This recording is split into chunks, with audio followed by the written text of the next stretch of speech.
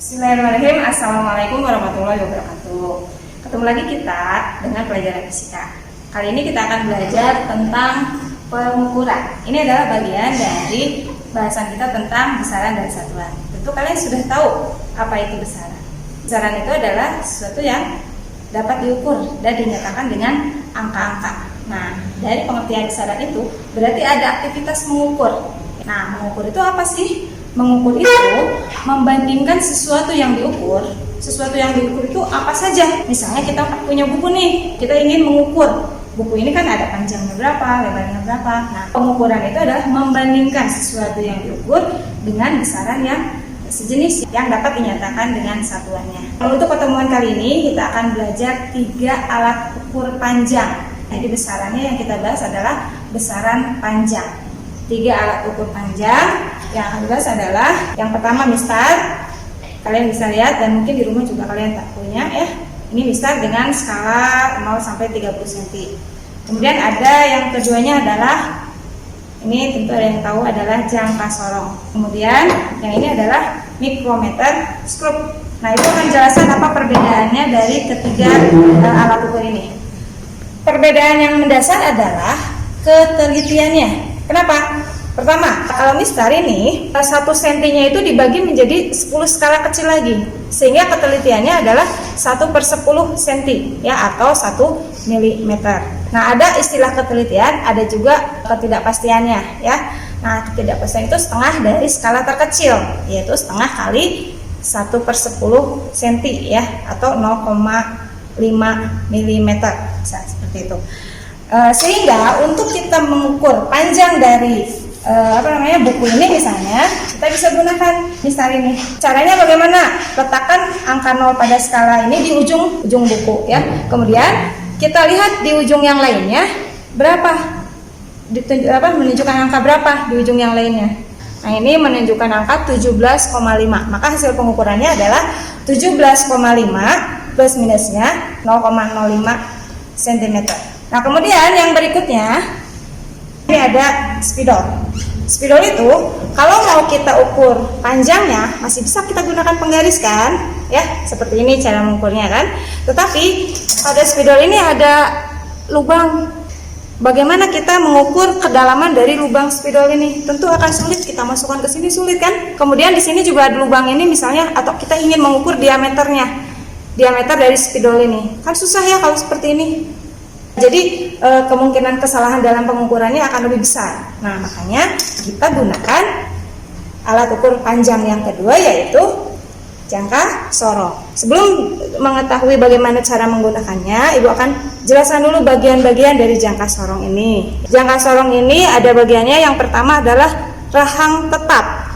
Pada rahang tetap ini berisi skala-skala yang disebut dengan skala utama. Nah, untuk jangka sorong ini skala utamanya sampai 15 cm.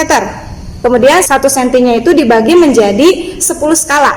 Berarti skalanya sama dengan mistar yang ini tadi. Nah, tetapi jangka sorong ini ketelitiannya lebih besar ya. Kenapa? Karena 1 mili dari jangka sorong ini dibagi lagi dengan di sini ada bagian yang keduanya, yaitu rahang geser. Pada rahang geser ini skalanya 0 sampai 10. Berarti 1 mili itu dibagi menjadi 10 skala. Berarti ketelitiannya berapa?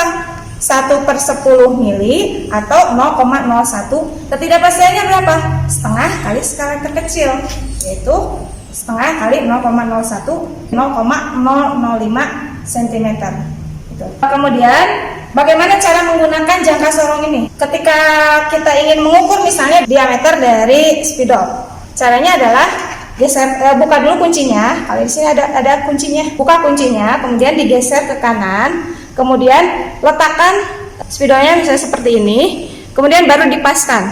Nah, setelah dipaskan, dikunci ini penguncinya yang bagian bawah ini, kemudian setelah itu dilihat angka yang ditunjukkan pada skala utama dan skala yang segaris antara skala utama dengan skala nonius. Contohnya ini angka nolnya itu ada pada 1,3 cm.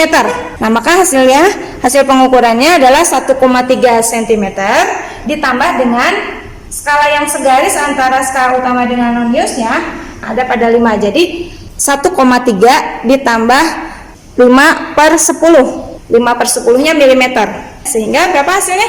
1,35 cm. Kemudian ketika ini digeser, bisa kita gunakan untuk mengukur diameter dalam. Caranya gimana? Seperti ini. Tinggal digeser. Nah, ini berarti mengukur diameter dalam. Ketika ini digeser, ini mengukur diameter dalam. Cara membaca hasil pengukurannya sama seperti tadi. Kalau misalnya karena di sini lubang itu ada kedalaman, kita bisa juga mengukur kedalaman dari lubang ini. Caranya gimana? Ini tinggal digeser. Ini pada saat skala Noniusnya digeser ke kanan, ini keluar. Nah, bisa kita masukkan di sini. Ya, seperti ini. Kalau misalnya pasnya di sini, tinggal kita baca hasilnya berapa. Ini adalah jangka sorong. Nah, sekarang yang ini juga kubus juga ya. Sebenarnya kalau kubus itu bisa selain menggunakan mistar, bisa juga menggunakan jangka sorong. Caranya sama seperti tadi, seperti ini. Tinggal kita letakkan benda yang akan kita ukurnya ke sini sehingga dibaca hasil pengukurannya berapa ya. Alat ukur yang ketiga, ini ada mikrometer skrup. Bagian dari mikrometer skrup itu ada di sini ada skala utama sama. Di sini ada skala utama. Nah, tapi ini ada yang bisa diputar nih. Diputar itu adalah untuk mengepaskan. Jadi si benda yang akan diukurnya itu diletakkan di sini. Ini ketelitiannya lebih besar lagi. Kenapa? Karena 1 mili itu kalau ini diputar pertama dari skala 0 sampai satu putaran itu bergesernya setengah mili. Sedangkan di sini satu putaran itu skalanya 50. Berarti 1 milinya itu dibagi lagi menjadi 100 skala kecil. Berarti kan lebih teliti lagi ya. Nah, contohnya bisa kita gunakan untuk apa? Untuk mengukur ketebalan kertas.